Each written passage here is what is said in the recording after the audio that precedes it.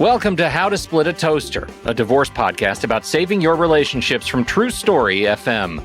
Today, your toaster just bought a Porsche and got a spray tan. We're talking midlife divorce.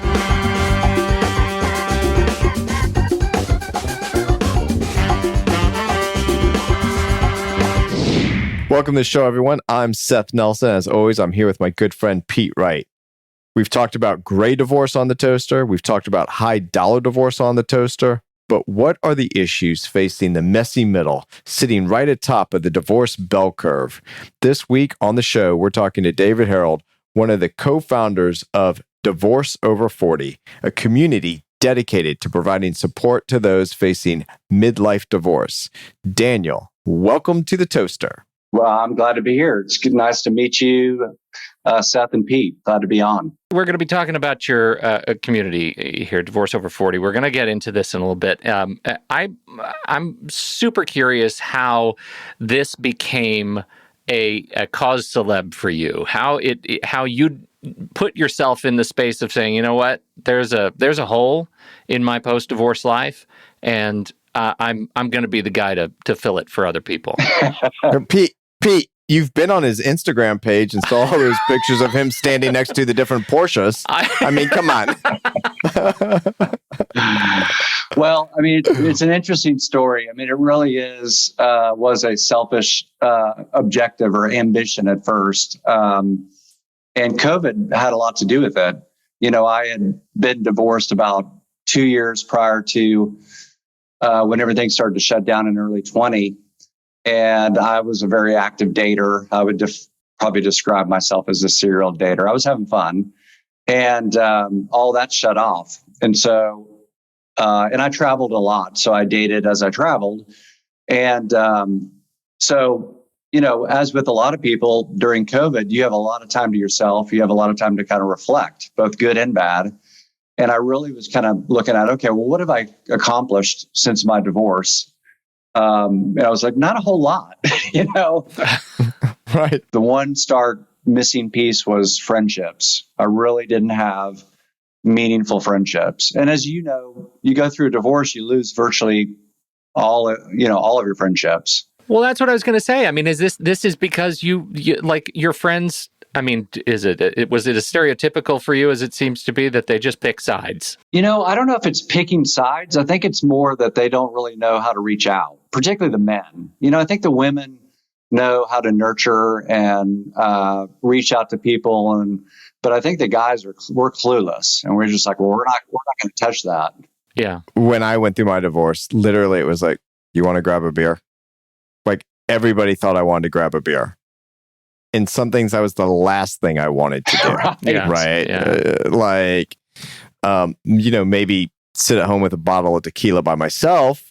That might have been an option, but going out and grabbing a beer. I mean, but I agree with you 100%. I think the guys are they don't know how to do it. They don't know how to reach out. They don't really know, especially if you haven't been through it, like even what they can do. They're just totally lost. So I hear where you're coming from. I remember going out shortly after getting divorced with an old friend that I kind of rekindled, and we went to happy hour, and it was so nice catching up with them. We didn't really even talk about the divorce, and I texted him afterwards and said, hey, this was fun. We really ought to do this again. And he replied back to me, said, that's great, but can it be coffee and not a happy hour? And I knew that was coming from his wife, that she didn't want, her husband hanging out with the single, newly divorced man in a happy hour setting. Wow. And so kind of back to story, I realized, okay, well, I really need to start investing in some people. And again, it's hard to invest in guy friends that are married. So there was a coworker at my office that was had gotten divorced about the same time that I did. And I said, hey, let's go have a couple drinks. And we started to hang out. And he was a lot more social than me. So his friend circle was, mine was him, and his was a lot bigger.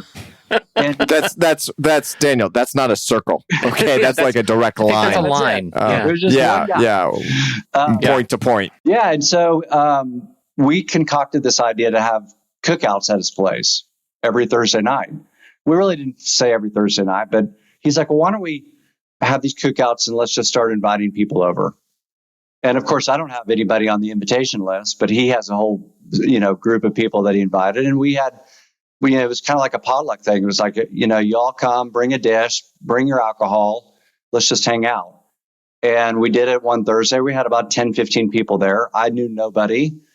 It wasn't like a dating mixer. It was really just kind of people hanging out. And it turned out, as I got to know everybody there, everyone was divorced. Every single person. And I was like, well, that's interesting. And so my circle started to widen a little bit. And I was like, well, let's do this again. His name was Toby. We did it again. And we invited those friends and told them to invite their friends. And so a completely mix of different people the next week, 15, 20 people this time, all divorced. And we just kept doing that all throughout the summer and watching this thing grow. From that spawned this unique friendship amongst about 6 of us, my colleague and myself and 4 women, purely platonic. We were all divorced in our 40s and early 50s. And we were like a pack of thieves. I mean, we did everything together. We had dinner. We went to breakfast. We hung out and watched movies. It was such a unique kind of time in your life where you rarely get the opportunity to build a platonic friendship with a female. Particularly when you're married, you just don't do that. And, or you shouldn't for that matter. It's like this light bulb went on our head because all of a sudden these ladies were now the kind of co-hosts of the events. And we were like, we're on to something here. I mean, people just have this insatiable appetite for connection when they get divorced because they don't have any. They have family, which a lot of times you don't want family in your business, or, they like to put themselves in your business. But, I kept a healthy boundary there.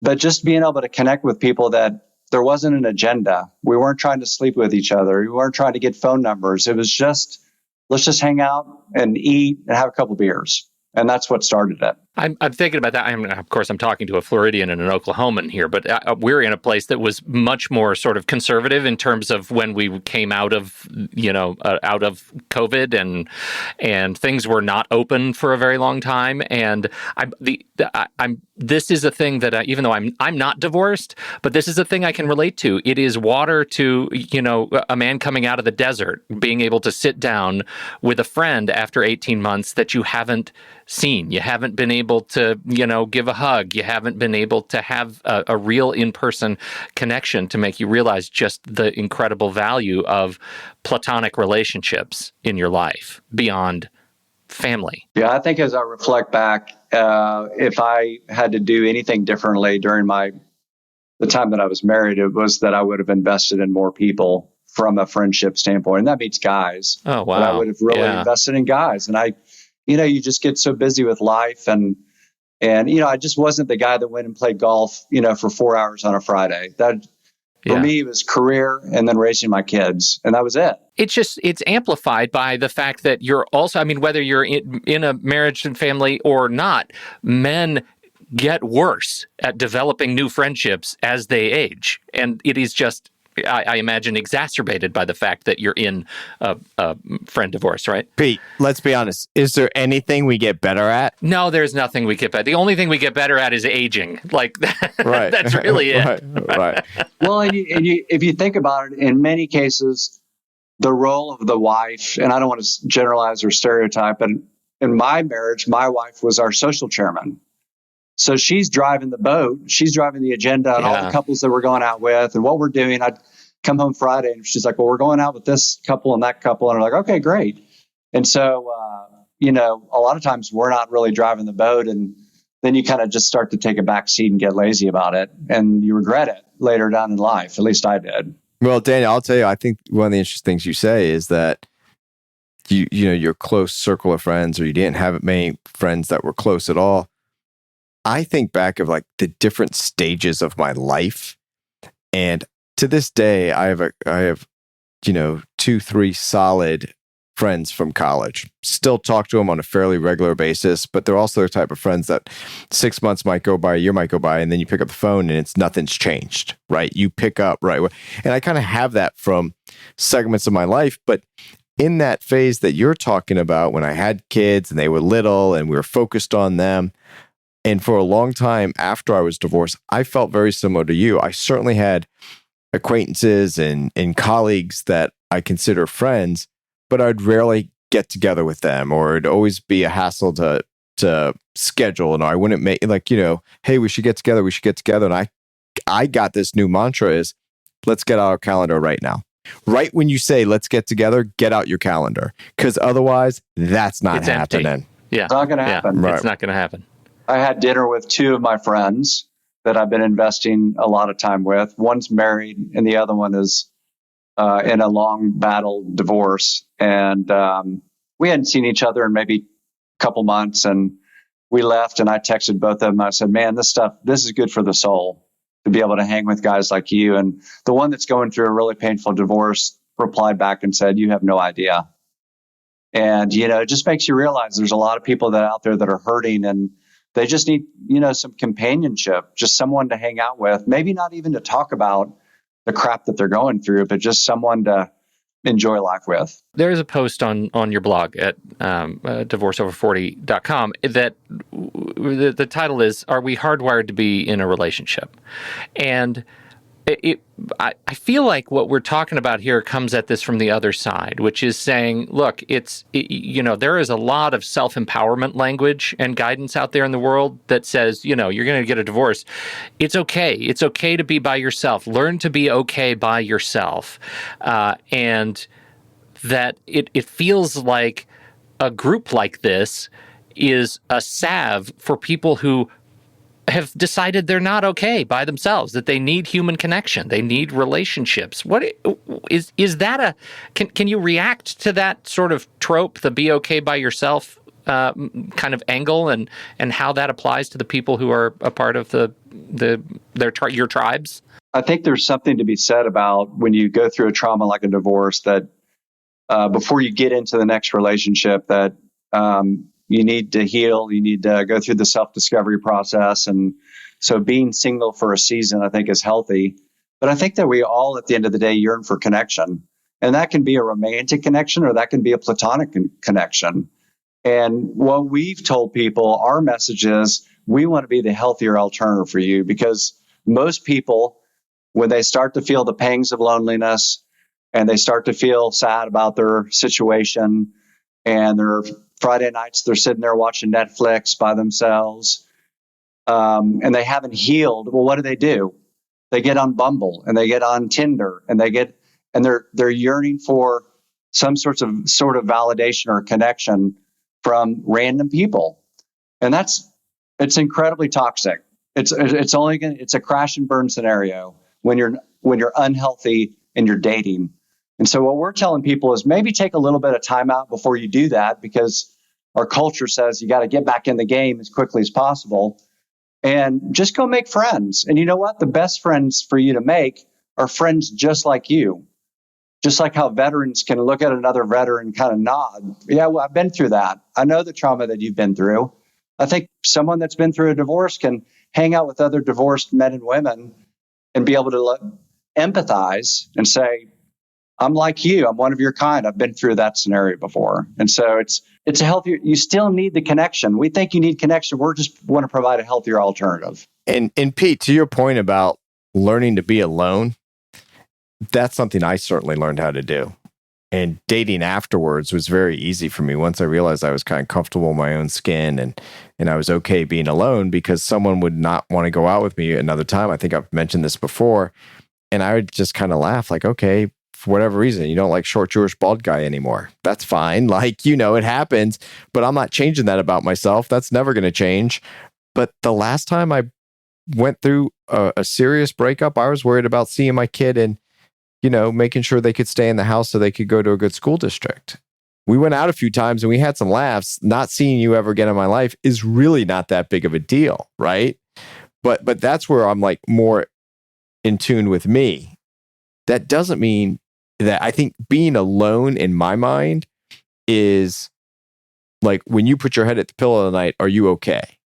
And it doesn't mean that you don't have friends or and you can still find that quiet time. And some people are alone when they exercise. That's their alone time, right? Because, hey, I want to be alone. I'm good being alone. It doesn't mean that you're like forever by yourself and you have no interaction, right? You're not a hermit. But I think what Daniel, if I'm hearing you right, Daniel, is like, there are people that have been through what you've gone through or you're currently going through, and we're just here to support each other.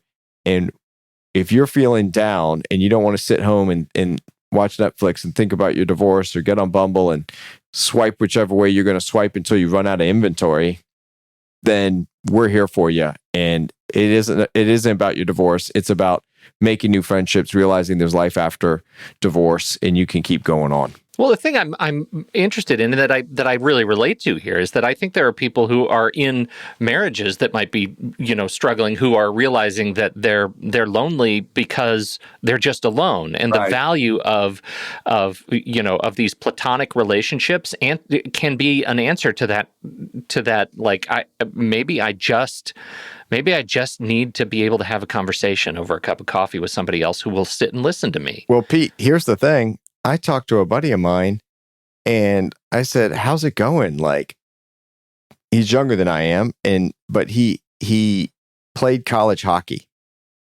and has kids now. And he goes, my life's great except for one thing. And I was like, thinking he was going to tell me he was sick or someone was ill. He goes, I miss the guys. He's like, I love my wife. We have a great relationship. She is my best friend, like everything you would hope your relationships would be.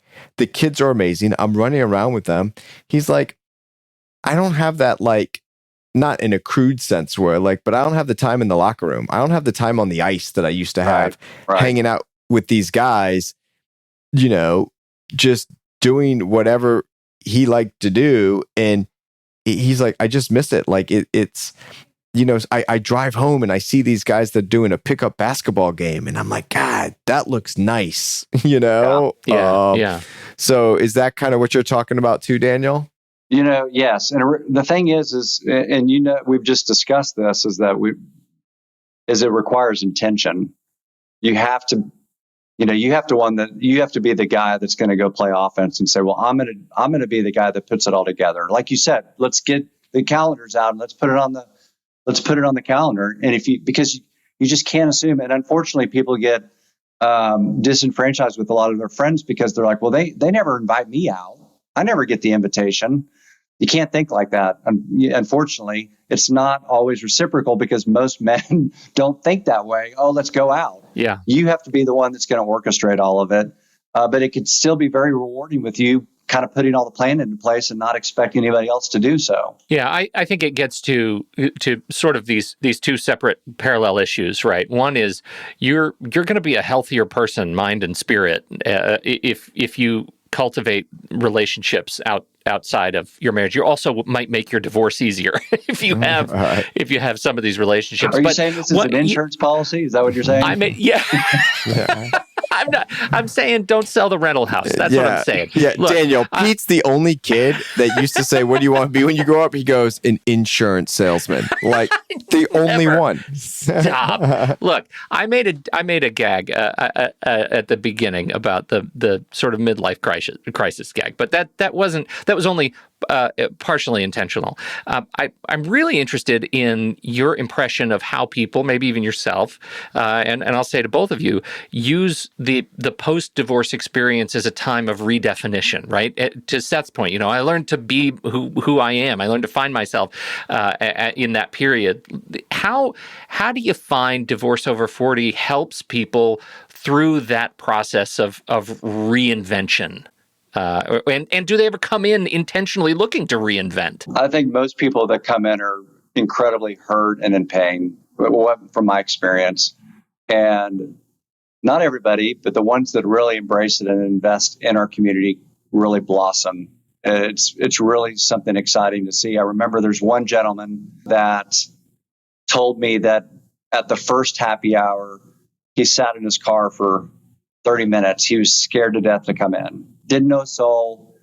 And he finally had the guts to come in. And fast forward 90, 120 days, and he's like the guy. He's the one that's going out to the women that are scared in the car and saying, look for me, I'll help you come in. it's like you see this blossoming of this person. And we're seeing that all the time. So I think what we're trying to convey in a lot of the content that we provide is not only can we provide you with the connection, but there is life after divorce. And it actually can be pretty fucking good, excuse my French. And it can be, and guess what? You're the sole author of that next chapter. You have all the autonomy. I mean, you have obligations. You might have an obligation to an ex. You might have, you obviously, if you have kids. But after that, you write your script. And that's pretty empowering. And I kind of feel sad for the people that like dive so quickly into the next relationship because they don't realize what they have for like this moment of time where I don't want to go out tonight. I'm just going to watch TV, or I'm going to go hiking, or I mean, all of this free autonomy, free will to do anything and not have a partner that's going to have an equal say or a vote. Oh, Daniel, you are saying what I say to people when they're saying, I don't want to give up my kids every other weekend. I can't go a weekend without seeing them. And I'm like, it's not about you. It's about the kids seeing the other parent as well. Right. And I say, tell me a bunch of stuff that you always liked to do before you got married that you no longer do. And they give me this list. And I'm like, how about doing that next Saturday when the kids are with the glorified babysitter called dad? Right? Right.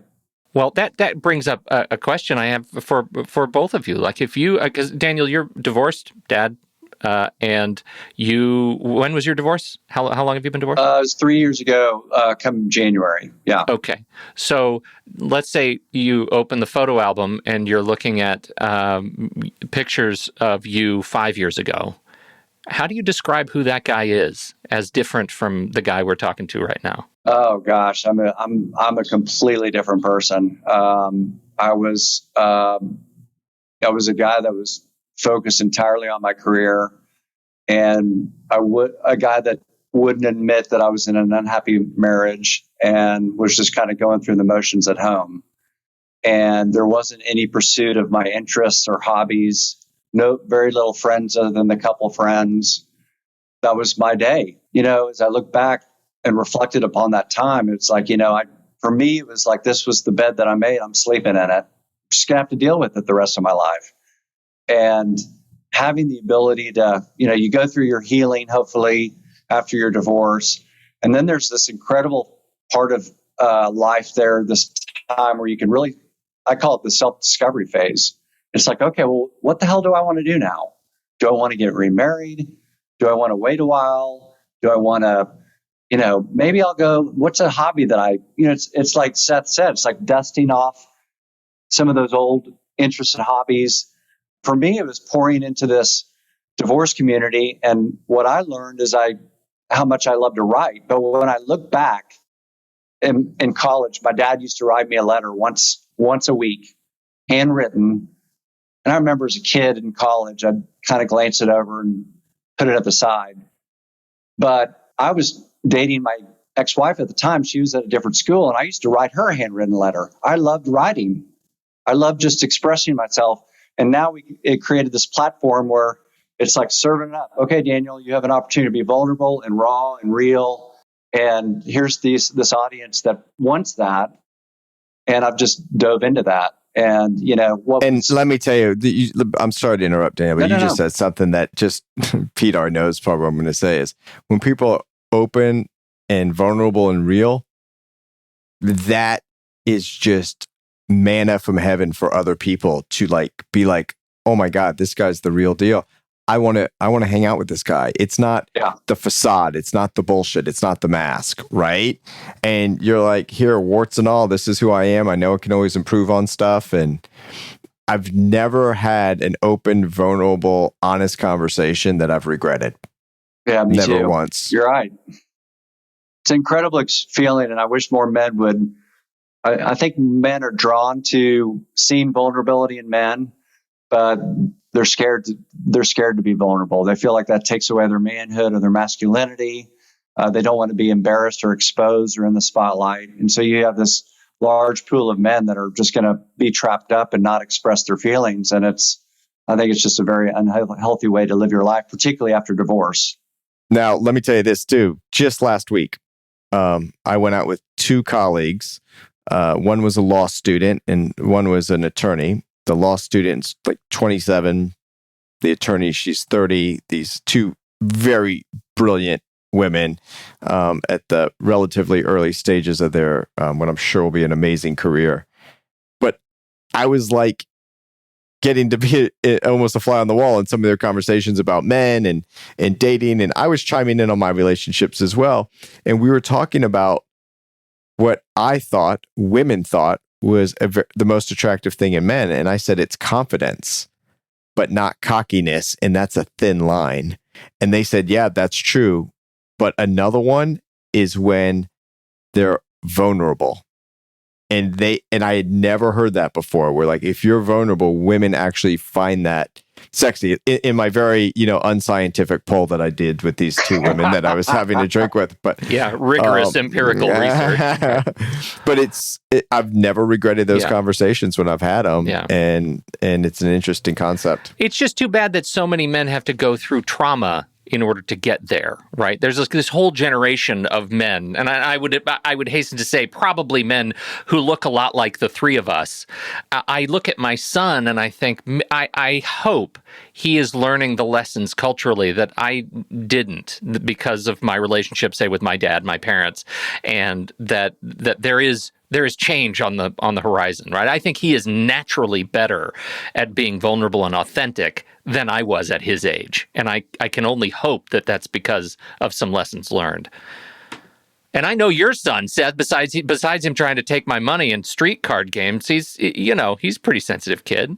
Oh, yeah. In fact, this comes from my grandfather, like I'm the guy that cries at a Super Bowl commercial with a puppy. Right. And my son has that. And when he was little, I'd be like, why are you crying? He's like, because I get emotional and I get it from you. And I'm like, sorry, bud, I got it from grandpa. So great grandpa to you, what do you want from me? You're welcome. Yeah. But I think it is just how you handle to do that.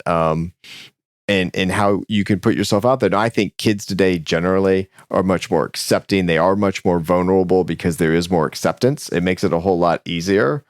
There is a whole LGBTQ community out there that would never have done what they were doing, when we were younger or in the 50s or in the 40s. It is a different world. And I think a lot of that is because there's acceptance.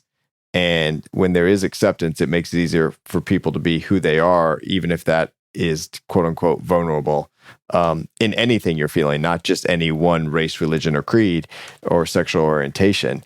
It's just a different dynamic out there. Yeah, I think people need to see it, right? They need to, in order to feel like it's acceptable to be open and be vulnerable. And we're seeing more of it in the younger generation. So hopefully that will pass through. I think about my dad, and I don't think I ever knew. I knew when he was mad, but I never knew really how he felt, and I knew what his passions were. But he was an attorney, and he was just a strong man that I feared.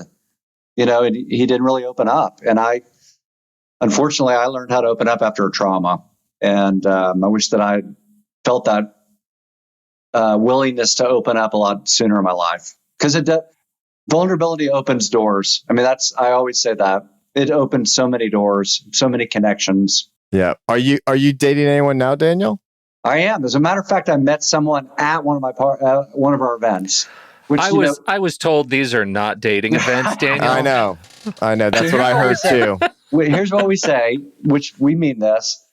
We want you to come in with the intention to build friendships. We're very intentional. We actually are explicit even in the invitations. And when you sign up to RSVP, you have to check, I'm not coming for dating purposes or to pursue a man or a woman. So it's actually one of the terms and conditions that we had an attorney draft for us, by the way, just to loophole. Sure there was a loophole. It says, with the exception of the founders of the community, comma, ... Yeah. No, including, but not limited to. There you go. We want people to come with the mindset that I'm here to cultivate or to build new friendships. But we recognize that romantic connections could happen in an organic way over time. And so, and we've seen that. We've seen people that have spawned off and started a date. And we love that. I think those are good stories, but we don't want people to come.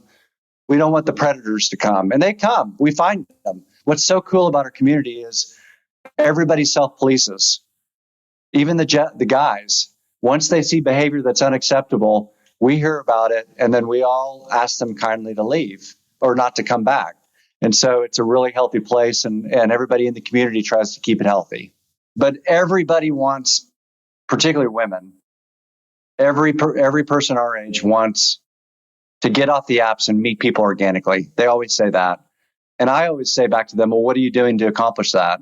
Well, I don't know. I'm just going to get off and wait for him to come to me. Well, that's a failed model. I don't know about that failed model, because that's what I heard women were wanting to do. And so I would literally go to condos and just knock on doors, because I heard that's what they wanted. And then, rare species. Yeah. And then like the cops show up and I'm like, I just don't understand what's going on here. They'll say, well, I'm just going to wait for him to come talk to me at the grocery store. It's like, I've never talked to anybody in my entire life at the grocery store. Don't count on it. What's your plan? And so I always tell people, is like, go be super social. You don't have to come to our events, but go invest in your friends. Your friend circle will expand. You'll ultimately meet people of the opposite sex or the same sex, depending on your preference. And there will be a spark. And it's a very organic way of meeting people.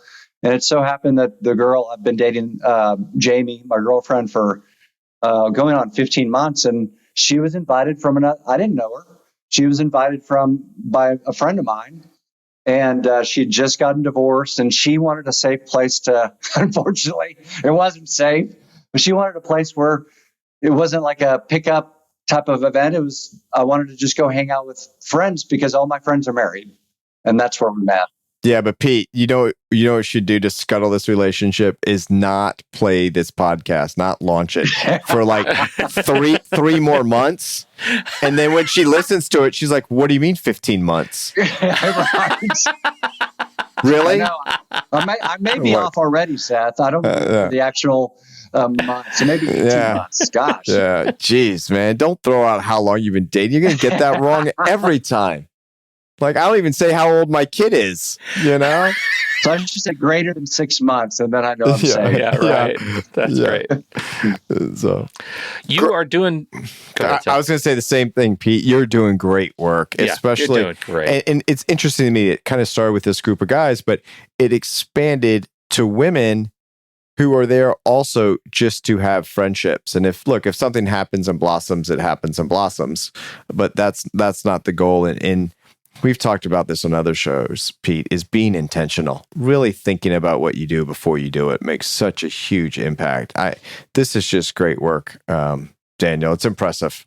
By way of telling us a little bit more about the details of the group, you've got a big trip that you're starting to put together for 2022, right? Yes. And what's funny is we keep throwing stuff on the wall to see if it sticks, and everything seems to stick. And so this past year, someone made a comment in one of our Facebook groups. So Facebook, what we found, we have these private groups, and they're based on city, where we have communities. And there's a prerequisite list of questions in order to get in. You have to be divorced or widowed or separated. You can't be single and never married to come in there. Very safe place. And someone made a post, hey, I really would love to go on a trip. Is anybody interested in going with me? And it created this huge thread. And I'm like, well, maybe our community would love it if we put together a vacation. So we looked for something that was kind of a midpoint price point and decided to go to Cancun. And we advertised it, and we had 65 people sign up to go. Now, when we went, the three founders, Julie and Amy and myself, went. I think I knew 5 people at the event. Nobody knew each other. We all converged from Philadelphia, New York, Florida. We had someone from Miami, LA, all across the country, all converged and had like three days, and everybody loved it. So we were like, well, gosh, that's stuck on the wall. Let's keep it going. So we have a Jamaica trip. I expect we'll have easily over 100, maybe 150 people that'll come to that trip. And they're coming from all over, from their tribes all over the world. They're not obviously not coming from Oklahoma. We have a Divorce Over 40 chapter in Jamaica. I would hope that those women come as well. So They're like, couldn't you pick somewhere else? Yeah, right? Exactly. Couldn't you go to Costa Rica at least or something different? Come on, Daniel. That's the first post they make is, we were kind of hoping you'd have a trip to Tulsa. Yeah. Yeah, exactly. You know, what's funny is what gave us what was the impetus to say, let's blow this thing out across the country, is we started to have these messages of people from Chicago say, I'd like to fly down for your next happy hour. And I'm like, Wow. You want to fly down to come to a 3-hour happy hour? And she's like, I love what you're doing. And you guys seem so cool and so fun. I'm like, we're really not that cool. Yeah, I was about to say, I don't know what you're posting out there, but you know, we're not that cool. We just need, and the light bulb went off and it's like, well, we need to copy and paste this. And that's what we're doing. Yeah. That's awesome. You can learn more at divorcedover40.com. Yes, that's where you'd send people. And Facebook. Do they start on the website and go to Facebook, or can they just go to Facebook and find their groups? I'd go to the website because there's a link at the top that says Find Your Tribe. And you fill out that form, you tell us where you live. We send it immediately we call them ambassadors. They're our leaders in our city. And then they'll get you all connected in. Okay. Because they're all private groups. You can't just go find them. You can see them visibly, but we've got some pretty strong locks. We've got a pretty strong gate, so to speak, to let people in. Perfect. Divorced Over 40, everybody. You got to check this out. This is it's a fantastic thing you guys are doing for the divorce community. Divorcedover40.com. Thank you so much, Daniel Herrold. It was my pleasure. Thank you, guys. All right. On behalf of Daniel Herrold and America's favorite divorce attorney, Seth Nelson, I'm Pete Wright. We'll catch you next week right here on How to Split a Toaster, a divorce podcast about saving your relationships.